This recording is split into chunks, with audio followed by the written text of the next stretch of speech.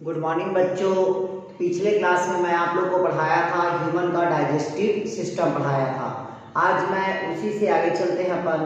आज मैं आप लोग को पढ़ाने जा रहा हूँ ह्यूमन का डाइजेस्टिव ग्लैंड्स पढ़ाने जा रहा हूँ। क्या पढ़ाने जा रहा हूँ भाई आप लोग को? डाइजेस्टिव ग्लैंड्स मतलब पाचक ग्रंथि। तो जनरली जो मनुष्य में जो पाचक ग्रंथि होता है उसको दो प्रकारों में क्या किया गया है, बांटा गया है। पहला होता है आपका एक्सोक्राइन ग्लैंड। पहला कौन होगा भाई? एक्सोक्राइन ग्लैंड मतलब बाह्य ग्रंथि, और दूसरा होगा आपका एंडोक्राइन ग्लैंड्स होगा मतलब अंतःस्रावक ग्रंथि होगा। क्लियर है? तो जनरली हम ग्लैंड्स को कितने पार्ट्स में बांटा गया है? दो पार्ट्स में बांट दिया गया है। पहला होता है आपका एक्सटर्नल ग्लैंड और दूसरा होता है आपका इंटरनल ग्लैंड। इसी को एक्सोक्राइन ना बोल के क्या कर सकते हैं भाई अपन? एक्सटर्नल ग्लैंड्स भी कहते हैं। क्या कहते हैं इसको? एक्सटर्नल ग्लैंड कहेंगे और इसको कहेंगे आपका इंटरनल ग्लैंड्स कहेंगे। क्लियर है? तो सबसे पहले देखते हैं कि जो एक्सटर्नल ग्लैंड्स होता है, कौन सा ग्लैंड होता है भी आपका? External gland. ये जो एक्सटर्नल ग्लैंड होगा इसके अंतर्गत तीन ग्लैंड्स को रखा गया है। पहला होता है आपका सलाइवा ग्लैंड्स मतलब लार ग्रंथि, दूसरा होगा आपका लीवर मतलब यकृत, और तीसरा होगा आपका, पहला हो गया आपका सलाइवा ग्लैंड, दूसरा हो गया आपका लीवर, और तीसरा होगा आपका पैंक्रियास होगा। कौन होगा भी आपका? पैंक्रियास। तो इस तीन ग्लैंड को किसके अंतर्गत रखा गया है? एक्सटर्नल ग्लैंड्स के अंतर्गत रखा गया है। तो इस तीनों ग्लैंड को सबसे पहले देखते हैं भाई। तो पहला कौन सा होगा आपका? बाह्य, फिर दूसरा कौन होगा आपका? इंटरनल ग्लैंड्स होगा, और इसके बाद लिखिए एंडोक्राइन ग्लैंड्स में जनरली किसको किसको रखा गया है भाई आपका? इसके अंतर्गत किसको रखा गया है? स्टमक को रखा गया है। क्लियर है? स्मॉल इंटेस्टाइन को रखा गया है और लार्ज इंटेस्टाइन को रखा गया है। क्लियर है? इसके अंतर्गत भी आपका एंडोक्राइन ग्लैंड्स के अंतर्गत। फिर इन सभी का क्या देखा गया है? हिस्टोलॉजिकल को देखा गया है इसमें एंडोक्राइन ग्लैंड्स के अंतर्गत। तो सबसे पहले एक्सटर्नल ग्लैंड में अपन देखते हैं सलाइवा ग्लैंड्स को देखते हैं। कौन से ग्लैंड को देखते हैं भाई अपन? सलाइवा ग्लैंड्स को।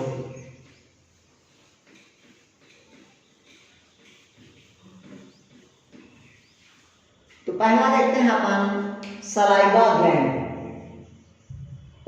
जिसको कहते हैं सैलिवरी ग्लैंड्स कहते हैं। ये जो सलाइवा ग्लैंड्स होगा ये जनरली कहाँ पाया जाता है कि आपका मुख गुहा में पाया जाता है। ठीक है? जो सेसमी द्रव को क्या करता है आपका? सिक्रेशन करता है। ये जो सलाइवा ग्लैंड होगा ये म्यूसिलेज का क्या करता है भाई आपका? सिक्रेशन करता है। किसका सिक्रेशन करता है? म्यूसिलेट का क्या करेगा आपका भाई? सिक्रेशन करेगा मतलब स्त्रावण करेगा। ठीक है? तो यही जो भोज्य पदार्थ को क्या कहता है भाई आपका?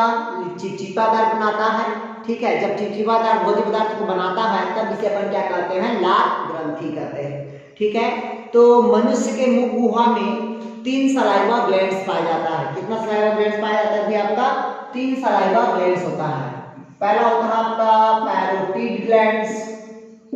कौन सा ग्लैंड होगा भाई? पैरोटिड ग्लैंड्स, जो कान के कहाँ रहता है आपका? नीचे रहता है। दूसरा होगा आपका सबलिंगुअल ग्लैंड। कौन सा ग्लैंड होगा भाई आपका? सबलिंगुअल ग्लैंड, जो कहाँ रहता है आपका? जीभ के नीचे रहता है। तीसरा होगा आपका सब मैक्सिलरी ग्लैंड्स होता है। कौन होगा भाई? Maxillary gland. ये जो मैक्सिलरी ग्लैंड्स होता है ये दांत के साइड पर क्या होता है आपका? उपस्थित होता है।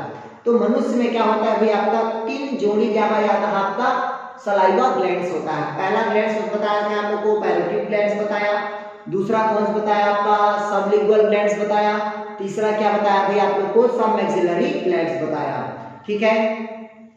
ये जो ग्लैंड्स होता है और ये जो ये तीनों को एक साथ क्या कह देते हैं भाई अपन? सलाइवा ग्लैंड्स कहते हैं। ये सलाइवा ग्लैंड्स में 98% क्या होता है आपका? पानी होता है, जबकि 98% क्या हुआ आपका? पानी हुआ।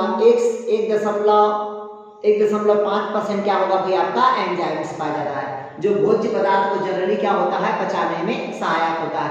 और वो जो एंजाइम्स होता है सलाइवा ग्लैंड्स में वो एमाइलेज और लाइसोजाइम होता है। कौन सा एंजाइम होता है भाई आपका? एमाइलेज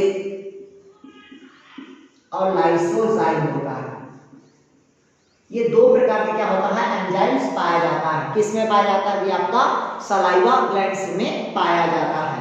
फिर जब सलाइवा ग्लैंड्स में पाया जाता है तो मुख गुहा में क्या होता है? ये आपका पाचन भी होता है। तो मुख गुहा में कौन कौन सा जो पचाने में काम करता है उसको देखिएगा। अब देखते हैं भाई मुख गुहा में क्या देख रहे हैं? भाई अपन पाचन देख रहे हैं। तो मुख गुहा जो पाचन की बात करते हैं, ठीक है, तो आपको पता होना चाहिए कि मुख गुहा में जनरली क्या होता है? स्टार्च का पाचन होता है। किसका पाचन होगा भाई? आपका स्टार्च का पाचन होता है, ठीक है। जो मतलब जो मुख गुहा में जो लार पाया जाता है उसमें एमाइलेज होगा, लाइसोजाइम होगा, फास्फेटेज होगा, मल्टोज होगा, कैटलेज होता है, लाइपेज होता है, यूरिएज होगा और प्रोटीएज एंजाइम्स होता है। लेकिन केवल दो प्रकार के एंजाइम ही क्या होता है? आपका कार्यशील होता है। जैसे पहला होता है आपका एमाइलेज जिसको कहते हैं अपन टाइलिन, और दूसरा होता है आपका लाइसोजाइम्स होता है, ठीक है। यही जो दो एंजाइम्स मुख्य रूप से क्या होता है? मुख गुहा में पचाने में सहायक होता है। कौन सी गुहा में भाई? मुख गुहा में। तो पहला कौन सा होगा बताया मैं आप लोग को? एमाइलेज। इसी एमाइलेज को अपन टाइलिन एंजाइम के नाम से जाना जाता है। और दूसरा होता है आपका लाइसोजाइम्स होता है। यही जो दो एंजाइम्स होता है जो मुख गुहा में क्या होगा? आपका कार्यशील होगा, बाकी एंजाइम कार्यशील नहीं होता। इसी कारण मनुष्य का जो लार होता है वो हमेशा क्या होता है? एसिडिक नेचर का होगा। कैसा नेचर का होता है? एसिडिक नेचर का।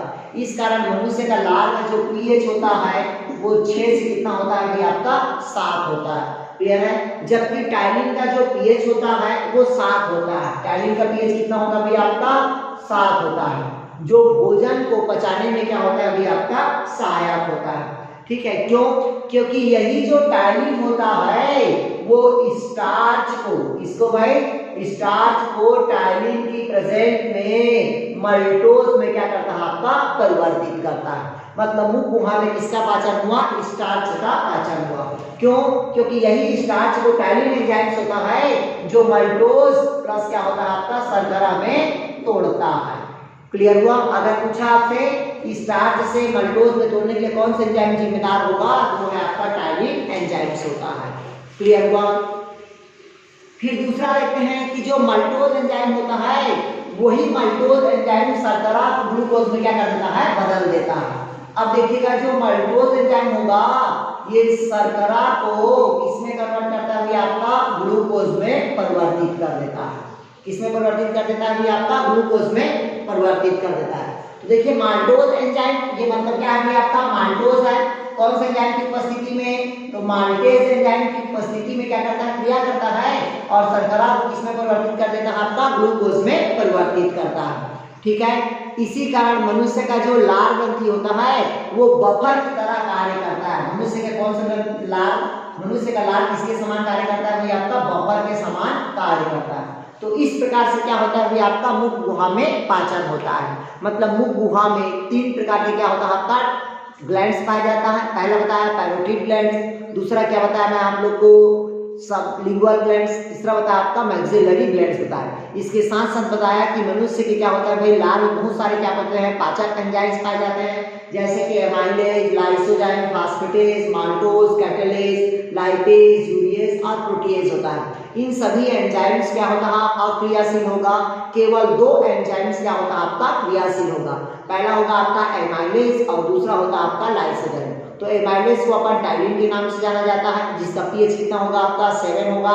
लेकिन मनुष्य का जो लार होता है वो जनरली क्या होता है? एसिडिक नेचर होता है। मतलब 7 से उसका पीएच क्या रहता है? आपका कम रहता है। क्लियर हुआ यहाँ तक के?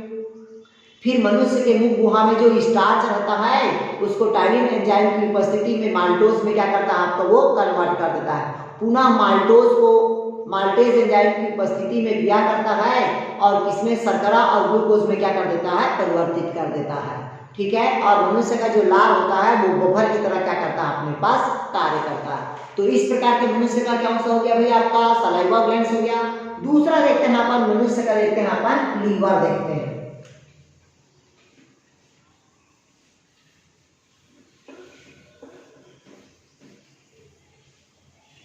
दूसरा देखते हैं मनुष्य का, क्या देखते हैं भाई? अपन लीवर। तो इधर देखिएगा ये जनरली क्या है? आपका स्टमक है। ये क्या है? आपका स्टमक। यहाँ से ट्यूब गया होता है जिसे अपन क्या कहते हैं भाई, इसको लीवर कहते हैं। इसको क्या कहेंगे अपन, लीवर कहते हैं। क्लियर हुआ? तो मनुष्य का जो लीवर होता है वो डायफ्राम में कहाँ रहेगा, आपका नीचे रहेगा, और एब्डोमिनल में कहाँ रहेगा, ऊपर। मतलब डायफ्राम में कहाँ रहेगा, नीचे, एब्डोमिनल में कहाँ रहेगा, ऊपर। किस तरफ रहेगा, तो राइट तरफ क्या होता है, वो उपस्थित होता है। ठीक है, तो ये जो लीवर होता है ये शरीर का क्या होता है, आपका लार्जेस्ट ग्लैंड्स होता है। मतलब सबसे बड़ी ग्रंथि कौन होगा भाई, आपका लीवर होता है। ठीक है, ये जो लीवर होता है इसको बाह्य स्रावी ग्रंथि के भी नाम से जाना जाता है। जनरली ये जो लीवर होता है 1.5 kg का होता है, मतलब 1.5 किलो का क्या होता है, आपका मनुष्य का लीवर होता है। और ये मनुष्य का जो लीवर होता है ये जनरली 2 पिंडों का बना होता है। कितना पिंड का बना रहेगा, 2 पिंडों का। ये होगा आपका राइट और ये होगा आपका लेफ्ट होगा। मतलब राइट और लेफ्ट 2 पिंडों में क्या होता है, ये डिवाइड होता है। क्लियर हुआ? इसके चारों तरफ पेरिटोनियम मेम्ब्रेन की क्या होती है, आपका झिल्ली होता है। ठीक है, और पेरिटोनियम मेम्ब्रेन की झिल्ली होने के साथ साथ ये जो इसके अंदर क्या पाया जाता है, आपका ग्लेनसन्स कैप्सूल होता है। ये जो मेम्ब्रेन बोलते हैं ना, यही पास क्या होता है, आपका ग्लेनसन्स कैप्सूल पाया जाता है। क्या पाया जाता है, आपका ग्लेनसन्स कैप्सूल। ये जो मेम्ब्रेन होता है उसे क्या कहते हैं, अपन ग्लेनसन्स कैप्सूल कहते हैं। क्लियर है? इसके साथ साथ ये जो मनुष्य के जो लीवर होता है इसमें कुप्फर सेल पाया जाता है। क्या पाया जाता है, आपका कुप्फर सेल। ये कुप्फर सेल होता है जो बैक्टीरिया वायरस को क्या करता है, मारने का कार्य करता है। और ये जो नली गया इधर से, इसको कहते हैं हिपैटिक नली बोलते हैं, या हिपैटिक वेन बोल देते हैं। क्या बोलते हैं भाई, आपका हिपैटिक वेन, या इसी को हिपैटिक पोर्टल वेन भी कह देते हैं। क्या कहते हैं भाई, हिपैटिक पोर्टल वेन कहते हैं। और इसी नाली को क्या कहते हैं भाई, अपन यकृत निवाहिका भी कहते हैं। क्या कहते हैं भाई, यकृत निवाहिका। ये जो यकृत निवाहिका कहाँ खुलता है, छोटी आंत में कहाँ खुलेगा भाई, आपका ग्रहणी में खुलता है। इसके बाद देखते हैं कि ये जो मनुष्य का जो लीवर होता है इसमें देखिएगा बहुत सारे क्या होती है, आपका क्रियाएं होती। जैसे कि देखिएगा पहला, ठीक है, पहला होता है आपका यूरिया का फॉर्मेशन होगा। किसका फॉर्मेशन होगा, यूरिया का फॉर्मेशन। और यूरिया के फॉर्मेशन होता है उसको कौन सा साइकिल कहते हैं, तो ऑर्निथिन साइकिल। और ऑर्निथिन साइकिल कहाँ चलेगा, तो यूरिया का फॉर्मेशन होगा। फिर मनुष्य के जो लीवर होता है उसमें भोज्य पदार्थ किस रूप में संग्रहित होगा, तो ग्लाइकोजन के रूप में होगा। ठीक है, इसी मनुष्य में क्या होता है, आपका बाइल जूस का सिक्रेशन होगा। किसका सिक्रेशन होगा भाई, आपका बाइल जूस का सिक्रेशन होगा। ठीक है, यही बाइल जूस और जो एचसीएल होता है, जो क्या होता है भाई, आपका जो डक्ट होता है, आपका ड्यूटेरियम की डक्ट, उसके पास जो स्टमक का रहता है, जो पाइलोरिक का वाल्व होता है, इसी पाइलोरिक के वाल्व को खोलने का क्या काम करता है, कार्य करता है। ये बाइल जूस का निर्माण तब होगा जब लीवर में आरबीसीएस क्या होगा, डेथ होगा, तभी बाइल जूस का क्या होगा भाई, आपका फॉर्मेशन होगा। इसके साथ साथ लीवर में हिपेरिन का निर्माण होता है, प्लेटलेट्स का निर्माण होगा। क्लियर है? फाइब्रोनिजन बनेगा, फाइब्रोनिजन। मतलब पूरी क्रिया कहाँ हो रहा है, तो आपका लीवर पे हो रहा है। और इसी कारण लीवर को ताप उत्पादक अंग कहते हैं। क्या कहते हैं भाई, ताप उत्पादक अंग। मतलब इसको टेम्परेचर ऑर्गन के नाम से जाना जाता है। क्लियर है? फिर इसके बाद ये तो बता दिया आपको कुप्फर सेल पाया जाता है। हाँ, यही पास क्या होता है, विटामिन ए, विटामिन मतलब विटामिन जो ए होता है वो विटामिन क्या होगा भाई, आपका विटामिन डी, विटामिन ए, और विटामिन क्या होता है आपका के। तो विटामिन ए का क्या होता है, यहाँ पर से सिंथेसिस होता है। सिंथेसिस मतलब क्या होता है, आपका संश्लेषण होता है। ठीक है, इसके साथ साथ यहाँ पर होता है आपका, जब हम इसकी बात करते हैं, मतलब किसकी बात करते हैं भाई, आपका मतलब आपका इसका ये क्या बोलते हैं, लीवर की बात करते हैं। ठीक है, तो लीवर से बस इतना ही है, इसके अलावा दूसरा इससे ज्यादा नहीं पढ़ना है अपने को। ठीक है, फिर इसके साथ साथ देखते हैं अपन लीवर का, और लीवर का देखते हैं अपन कार्य देखते हैं। तो कार्य में पहला होता है, बता दिया आपको, ग्लूकोज को ग्लाइकोजन के रूप में क्या करता है, आपका संग्रहित होता है। थायमिन, फाइब्रोनिजन, हिपेरिन का क्या करता है, आपका निर्माण होता है। और यहीं बस विटामिन ए, विटामिन डी और विटामिन सी का क्या करता है, ये लीवर हमारा संचय करता है। क्या करेगा भैया, आपका संचय करेगा। ठीक है, मतलब संग्रहित करने का काम करता है। और यहाँ पर जब शरीर में भोजन की कमी होती है तो ये ग्लाइकोजन को क्या करता है, ये ग्लूकोज में कन्वर्ट करता है। इस कारण इसको संकटकालीन भी कह देते हैं। ठीक है। फिर इसके साथ साथ देखिएगा, अगर रुधिर में शर्करा की मात्रा अधिक हो जाती है तो उसको फैट में क्या कर देता है, ये परिवर्तन कर देता है, ठीक है। और फिर ये वसी अम्ल और ग्लिसरॉल में भी क्या करता है, ये बदलने का काम करता है, ठीक है। और इस शरीर में रुधिर की तापमान को भी क्या करता है, आपका ये नियंत्रित करता है, ठीक है। लेकिन जब भूरी अवस्था पे इसी लीवर में क्या होता है, आपका आरबीसीएस का फॉर्मेशन होता है। जब बच्चा डेवलपमेंट होता है तब ब्लड का निर्माण कहाँ होता है, अभी आपका बोन मेरो पे होता है। लेकिन पहली जो स्टार्टिंग होता है उसमें ब्लड का फॉर्मेशन कहाँ हो रहा है, अभी आपका लीवर में ही हो रहा है। क्लियर हुआ? तो ये क्या कहलाया, अभी आपका लीवर कहलाया। अब लीवर के बाद देखते हैं, यही पास रहता है आपका लीवर के पास दो गाल ब्लडर्स होता है। क्या रहता है अभी आपका, गाल ब्लडर्स। तो अगला देखते हैं अपन गाल ब्लडर का देखते हैं। अगला किसका बात कर रहे हैं अपन, गाल ब्लडर की बात कर रहे हैं। देखिएगा गाल ब्लडर मतलब इसको कहते हैं, एक प्रकार क्या कहते हैं, आपका पित्त वर्णक कहते हैं, ठीक है। ये जो गाल ब्लडर में 2 टाइप्स क्या मिलेगा आपको, पिगमेंट्स प्राप्त होता है। पहला होता है आपका बिलीरुबिन, और दूसरा होता है आपका बिलीवर्बिन होता है। ध्यान सुन लीजिएगा, ये दो प्रकार के क्या पाया जाता है, आपका पिगमेंट्स पाया जाता है। एक तो होता है आपका बिलीरुबिन पाया जाता है, जो मृत आरबीसीएस के हीमोग्लोबिन के अपघटन से यकृत कोशिकाओं के द्वारा बनाया जाता है। मतलब बिलीरुबिन का फॉर्मेशन कब होता है, जब आरबीसीएस की कोशिकाएं मरती है तभी बिलीरुबिन का क्या होगा, भी आपका फॉर्मेशन होता है, जो रुधिर से हटाकर पित्त रस में डाल दिया जाता है, ठीक है। और ये जो पित्त रस होता है धीरे धीरे कहाँ चला जाता है, वो आंत में चला जाता है और मल के द्वारा क्या हो जाता है, ये बाहर निकल जाता है, ठीक है। कभी कभी जब बिलीरुबिन की मात्रा बढ़ जाती है शरीर में तो हमको एक बीमारी हो जाता है जिसको कहते हैं पीलिया, और अधिकतर बच्चों को क्या होता है कि आपका पीलिया से ग्रसित होना पड़ता है, ठीक है। फिर इसका इफेक्ट बढ़ता है, जैसे कि आंख का सफेद भाग क्या होता है, श्लेष्मा झिल्ली पीला हो जाता है, ठीक है, जिससे हमको क्या हो जाता है, पीलिया रोग इफेक्ट हो जाता है। और पीलिया रोग होता है तो किसको इफेक्ट करता है, वो है आपका लीवर को इफेक्ट करता है। दूसरा होता है आपका बिलीवर्बिन होता है। ये जो बिलीवर्बिन होता है ये जनरली क्या होता है, आपका ग्रीन कलर का होता है। कौन सा कलर का होगा, भी आपका ग्रीन कलर का होता है। तो इस प्रकार से आपका मतलब क्या हो गया, भी आपका लीवर समाप्त हो गया। अब अगला देखते हैं अपन अग्नाशय देखते हैं। अग्नाशय मतलब क्या देखते हैं भाई, पैनक्रियास। अगला देखते हैं अपन पैनक्रियास। पैनक्रियास मतलब होता है आपका अग्नाशय। क्या होगा भाई, आपका अग्नाशय। तो देखिएगा पैनक्रियास, इधर देखिएगा, ये जो पैनक्रियास होता है ये लीफ के समान दिखाई देता है, पत्ती के समान क्या होगा भाई, इसकी संरचना दिखाई देता है। क्लियर है, किसके समान दिखाई दे रहा है अभी अपने पास, पत्ती के समान दिखाई देता है। इसे क्या कहते हैं भाई, पैनक्रियास कहते हैं। ये जो पैनक्रियास होता है ये हमारे शरीर का सेकंड लार्जेस्ट ग्लैंड होगा। कैसा होगा भाई, सेकंड लार्जेस्ट ग्लैंड होगा। कैसा होगा भाई, सेकंड लार्जेस्ट ग्लैंड। तो पहला तो लीवर हो गया, दूसरा कौन होगा आपका, सेकंड लार्जेस्ट ग्लैंड पैनक्रियास होगा। पैनक्रियास को मिक्स ग्लैंड के नाम से जाना जाता है। किस नाम से जाना जाता है, मिक्स ग्लैंड। इसलिए मिक्स ग्लैंड कहा जाता है क्योंकि ये एक्सोक्राइन ग्लैंड भी है और दूसरा क्या होगा आपका, एंडोक्राइन ग्लैंड से भी होगा। एक्सोक्राइन ग्लैंड में नली की आवश्यकता होती है, एंडोक्राइन ग्लैंड में नली की आवश्यकता नहीं होता है, ठीक है।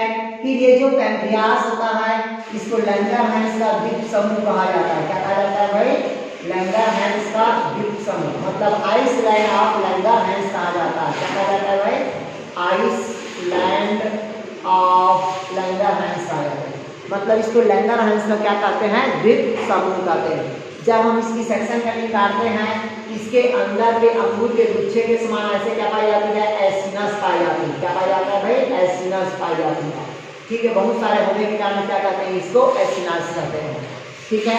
फिर अगर हम बात करते हैं तो ये जो मनुष्य के जो अग्नाशय होता है, ठीक है, इसमें क्या होता है आपका, मतलब जनरली क्या होता है, 4 प्रकार के सेल्स पाए जाते हैं। कितने प्रकार का सेल्स मिलेगा आपको भाई, 4 टाइप्स का मिलेगा आपको सेल्स मिलता है। ये जो 4 टाइप के सेल्स होगा उसमें पहला होगा आपका अल्फा सेल होगा, दूसरा होगा आपका बीटा सेल होगा, तीसरा होगा आपका डेल्टा सेल होगा, चौथा होगा आपका पीपी सेल होता है, तो अल्फा सेल मतलब ग्लूकागोन हार्मोन का सिक्रेशन करता है, जबकि बीटा सेल किसका सिक्रेशन करता है, इंसुलिन हार्मोन का सिक्रेशन करेगा, जबकि डेल्टा सेल क्या करता है, सोमेटोस्टेनिन हार्मोन का सिक्रेशन करता है। तो ये दो प्रकार के क्या होगा, हार्मोन्स होगा, और दो प्रकार के क्या होगा आपका रसायन होगा। मतलब ये क्या होगा भाई आपका हार्मोन। पीपी सेल मतलब होता है आपका पेप्टाइड सेल होगा, ठीक है, ये कहलाता है आपका पैंक्रियास कहलाता है। फिर हम देखते हैं जनरली पैंक्रियास का कार्य होता है, इसमें अनेक प्रकार की क्या पाई जाती है, आपके एंजाइम्स पाई जाती है, मतलब जो ग्लैंड्स होता है जो बहुत सारे एंजाइम का क्या करता है, सिक्रेशन करता है, जो भोज्य पदार्थ को पचाने में क्या होता है भी आपका सहायक होगा। क्लियर है। जैसे कि अगर हम बात करते हैं आपका, तो देखते हैं कि हमारे जो मतलब जो क्या होता है भी आपका जो पैंक्रियास में कितने प्रकार के क्या पाए जाते हैं आपका मतलब एंजाइम्स पाया जाता है, जो भोज्य पदार्थों को पचाने में क्या होता है भी आपका सहायक होगा। तो पहला देखते हैं इसमें अग्नाशय रस में क्या होता है आपका क्या क्या पाया जाता है, इधर देखिएगा। पहले देखते हैं इसमें सोडियम बाइकार्बोनेट पाया जाता है। पैंक्रियास में क्या पाया जाता है भी आपका सोडियम बाइकार्बोनेट पाया जाता है। क्या मिलेगा भी आपका सोडियम बाइकार्बोनेट पाया जाता है। इसी सोडियम बाइकार्बोनेट के कारण एक क्षारीय प्रवृत्ति का होता है। कैसा प्रवृत्ति का होता है आपका बेस नेचर का होता है, जिसका पीएच क्या होगा भी आपका 7 से कितना होता है आपका 8 होता है। इस कारण इसको क्या कहते हैं क्षारीय प्रवृत्ति का कहते हैं, ठीक है। फिर इसके बाद क्या होता है जो हमारे पैंक्रियास होता है उसमें क्रमानुगुंजन की भी क्या होती है आपकी गति होती है। और ये पैंक्रियास में क्या होता है डिफरेंट टाइप के क्या पाए जाते हैं भी आपका पाचक एंजाइम्स पाए जाते हैं, जो जहरीली भोज्य पदार्थ को पचाने में क्या होगा आपका सहायक होगा। जैसे कि पहला हम बात करते हैं तो अग्नाशय एमाइलेज, पहला कौन होगा भी आपका अग्नाशय एमाइलेज, ठीक है। पहला क्या होगा भी आपका अग्नाशय एमाइलेज होता है। जनरली एमाइलेज के प्रभाव से ग्लाइकोजन तथा स्टार्च को मल्टोज में बदल देता है। किसको कहता है भी आपका ग्लाइकोजन, ठीक है। ग्लाइकोजन तथा क्या होता है भाई स्टार्च को मल्टोज में बदल देता है।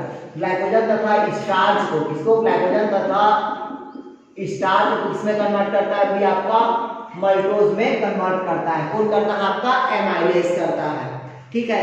और मल्टोज मतलब क्या होता है आपका डाइसैकेराइड होता है। मल्टोज मतलब क्या होगा आपका डाइसैकेराइड होगा। दूसरा तो पहला तो हो गया एमाइलेज, किसको भाई ग्लाइकोजन तथा स्टार्च को किसमें कन्वर्ट करता है आपका मल्टोज में, और मल्टोज एक प्रकार के क्या होता है आपका डाइसैकेराइड होता है। दूसरा देखते हैं आपका ट्रिप्सिन तथा क्राइमोट्रिप्सिन बोलते हैं। ट्रिप्सिन तथा क्या होगा भाई आपका क्राइमोट्रिप्सिन।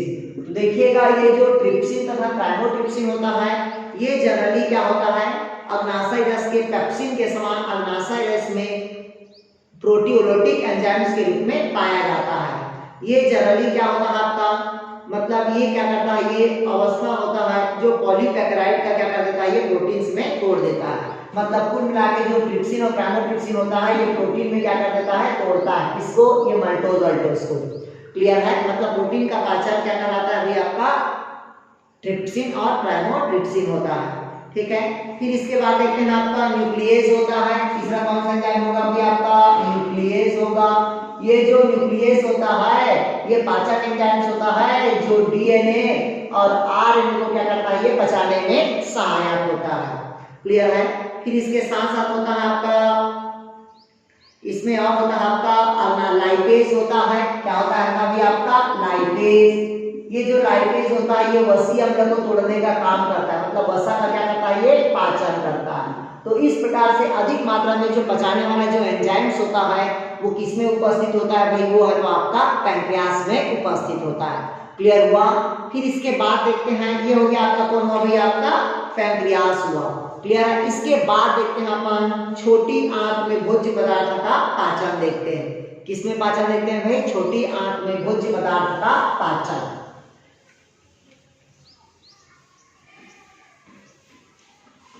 अब देखते हैं स्मॉल इंटेस्टाइन में डाइजेशन में क्या कहता है आपका स्मॉल इंटेस्टाइन। अब स्मॉल इंटेस्टाइन में भोज्य पदार्थ का पाचन कैसे होता है ध्यान से सुनिएगा। सबसे पहले कहता है कि मनुष्य के जो इलियम होता है उसमें बर्नर्स ग्लैंड पाया जाता है। किसमें पाया जाता है भाई कहता है आपका इलियम में कौन सा ग्लैंड पाया जाता है आपका बर्नर्स ग्रंथियां पाई जाती हैं, ठीक है, जिसको कहते हैं अपन बर्नर्स ग्लैंड कहते हैं, ठीक है, जो जिसको कहते हैं लिम्बर कुहन की क्या कहते हैं दीवार कहते हैं, ठीक है।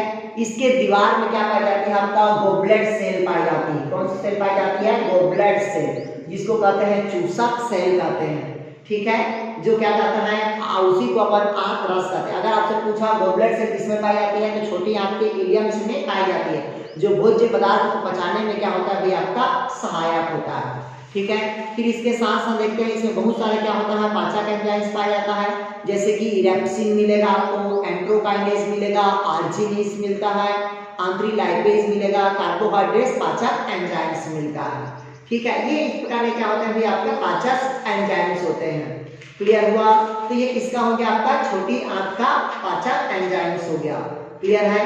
अब देखते हैं मनुष्य के जो स्टमक होता है वो स्टमक में जो गैस्ट्रिक जूस रहता है या गैस्ट्रिक ब्लड रहते हैं उससे बहुत सारे क्या निकलता है पाचक एंजाइम्स निकलता है, इससे कहता है कि आपका स्टमक से। तो देखिएगा स्टमक के जो गैस्ट्रिक ग्लैंड होता है कौन सा ग्लैंड होता है भी आपका गैस्ट्रिक ग्लैंड, ये जो गैस्ट्रिक ग्लैंड से क्या होता है निम्न प्रकार के पाचक एंजाइम्स होता है जो भोज्य पदार्थ को पचाने में क्या होता है भी आपका सहायक होता है। इसमें से पहला जो सेल होता है वो होगा आपका पेराइटल सेल, जो एचसीएल का क्या करता है सिक्रेशन करेगा।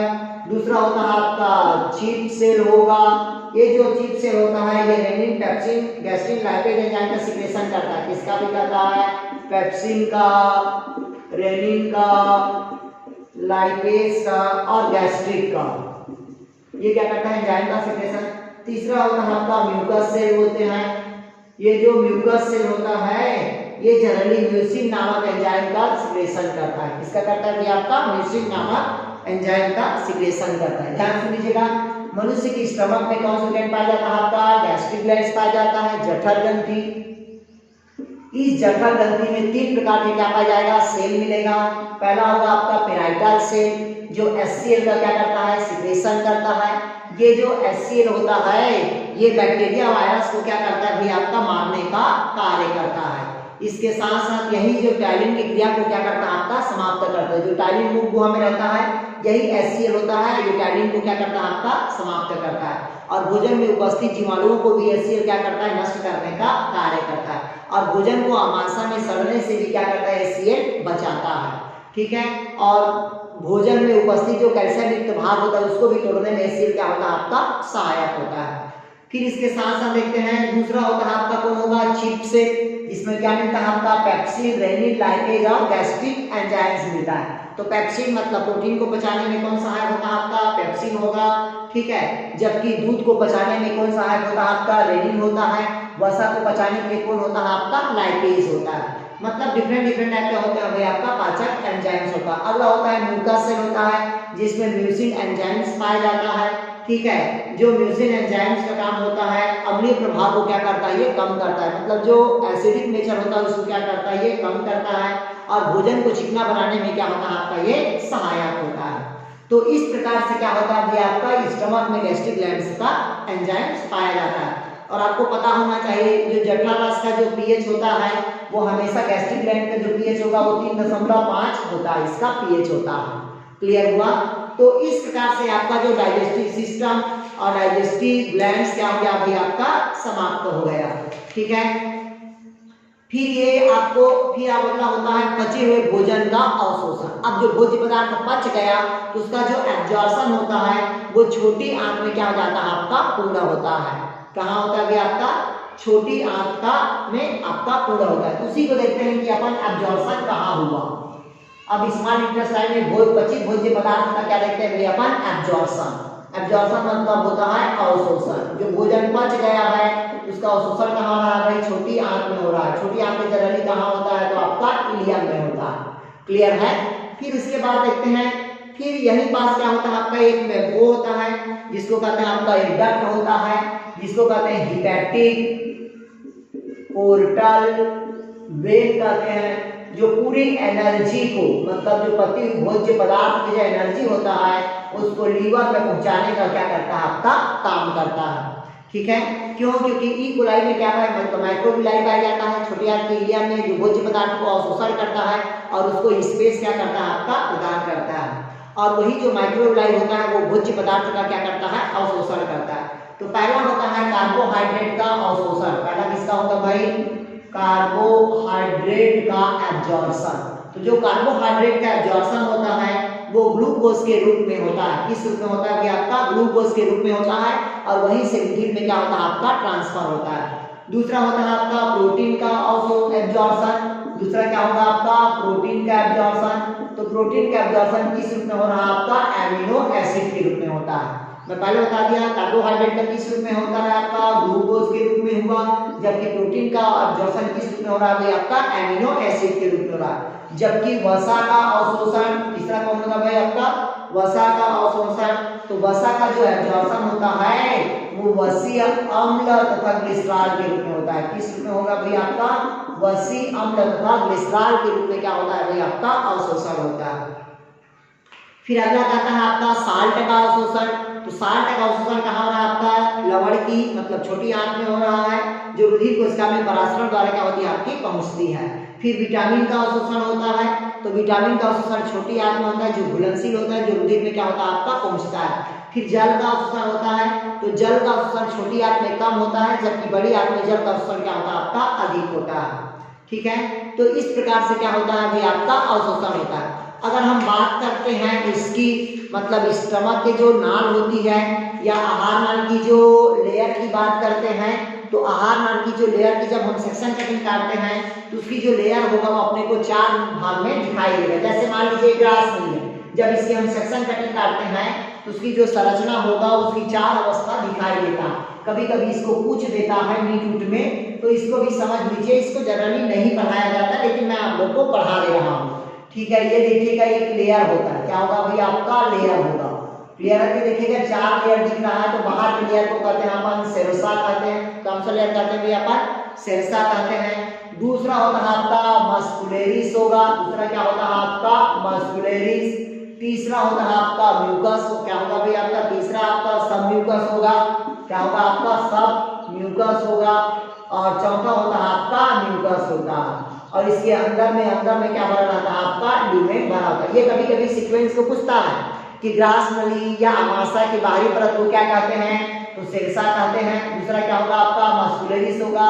तीसरा क्या होगा आपका सब म्यूकस होगा। और चौथा क्या होगा आपका म्यूकस। और पांचवा क्या है आपका ल्यूमेन होगा। तो जितना भी ब्लड वेसल्स होता है, जो ब्लड वाहिनी होगा वो कहाँ होता है आपका सब म्यूकस के पास उपस्थित होता है। क्लियर है। तो इस प्रकार के आपका मनुष्य का क्या हो गया अभी आपका डाइजेस्टिव सिस्टम क्या हो गया आपका समाप्त हो गया। अब इसके बाद जो अगर बचता है तो वो बचता है आपका क्या बचता है भाई आपका मतलब भोजन को संतुलन करने वाले रोग। तो भोजन की मतलब अगर खराबी रहता है, ठीक है, सड़ा गला भोजन खाते हैं तो हमारा पेट क्या हो जाता है आपका खराब हो जाता है। तो इससे बहुत सारे क्या होते हैं इसकी बीमारी होती है। तो ये जो टॉपिक है मतलब रोग संबंधी उसको मैं लास्ट में आप लोग को समझा दूंगा। ठीक है, नहीं पता तो सुन लीजिएगा आप लोग। जैसे कि कहता है क्वार्सिका रोग होता है। बच्चों में प्रोटीन की कमी से कौन सा रोग होता है भी आपका क्वार्सिका रोग हो जाता है। मरास्मस रोग होता है, इसमें प्रोटीन और कार्बोहाइड्रेट दोनों की कमी हो जाती है। ठीक है, ये सब होता है। अपच तो बोल दिया, भोजन के कारण पच नहीं पाने के कारण क्या होता है अपचन होता है। अगला होता है कब्ज होता है। तो पानी की कमी से क्या होता है आपका कब्ज होता है। उल्टी और ओमेन पानी की कमी से होता है। पीलिया बिलीरुबिन की मात्रा बढ़ने से होता है। और डायरिया होता है कि तेजी से क्या होना बुखार आना और बार बार रक्त प्रवाह का क्या होना बहाव होना। ठीक है, तो इस प्रकार के आपका डाइजेस्टिव सिस्टम आपका आज क्या हो गया समाप्त हो गया। ठीक है, ओके दोस्त, थैंक यू।